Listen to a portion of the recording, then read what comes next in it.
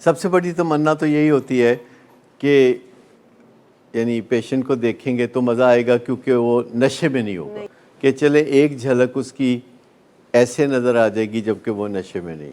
یہ ایک ان کی بڑی تمنا ہوتی ہے، اور اس کے لیے وہ ہمارے لیکچر بھی سن لیتے ہیں جو بعض اوقات ان کے لیے کافی انگزائٹی پیدا کرنے والے ہوتے ہیں، کیونکہ ہم حقائق پہ بات کر رہے ہوتے ہیں اور کئی دفعہ ہم بات کرتے کرتے یہ بھول جاتے ہیں کہ آپ کے کندھے کتنا بوجھ اٹھا سکتے ہیں، اور کئی دفعہ آپ میں بے چینی یا تکلیف کے جذبات کو ہم سمجھ نہیں پاتے، اور آپ کئی دفعہ نہیں چاہ رہے ہوتے کہ ہم مشکل موضوعات پہ بات کریں. آپ چاہ رہے ہوتے ہیں کہ ہم آپ کو اس دن امید دیں، اچھی اچھی باتیں کریں، اچھی اچھی باتیں.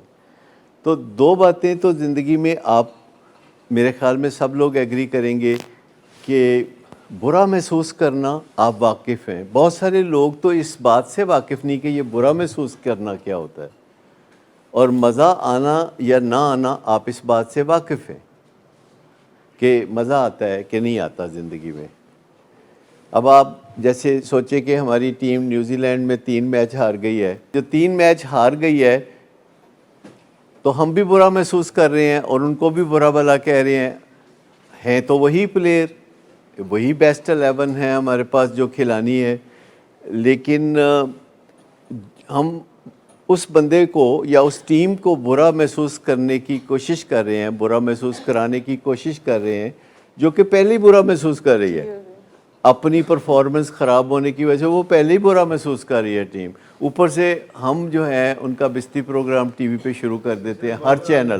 ہر چینل نے بندوبست کیا ہوا ہے کہ جو ہی پاکستان کی ٹیم ہارے وہ 3-4 پرانے پلیئر بلا کے تو بستی پروگرام شروع کر دیں. اصل بات یہ ہے کہ دوسرے ملکوں کی ٹیمیں جب ہمارے ملک میں آتی ہیں تو وہ بھی ہارتی ہیں.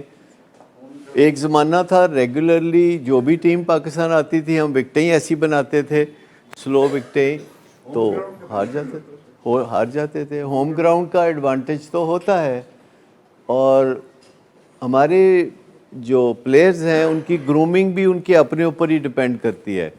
وہ جو ان کی دوپہروں کو خود ہی کوشش کرا کے اپنے آپ کو شیپ اپ کر رہے ہوتے ہیں. اسی طرح ہمارے کرکٹ کے پلیئرز کے علاوہ ہمارے معاشرے میں تمام لوگ کوئی بہت اعلیٰ قسم کی گرومنگ سے نہیں گزر رہے ہوتے.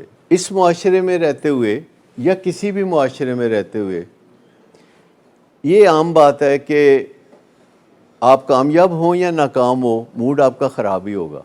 اینڈ رزلٹ یہ ہے کہ اگر آپ کامیاب نہیں ہوئے تو موڈ خراب ہے، اگر آپ کامیاب ہوئے تو بھی موڈ خراب ہے. اینڈ رزلٹ تو موڈ کی خرابی ہے. دنیا میں جو لوگ بہت کارنامے انجام دیتے ہیں آخر کار وہ بھی موڈ کی خرابی کا شکار ہو کے کسی برے طریقے سے دنیا سے جاتے ہیں.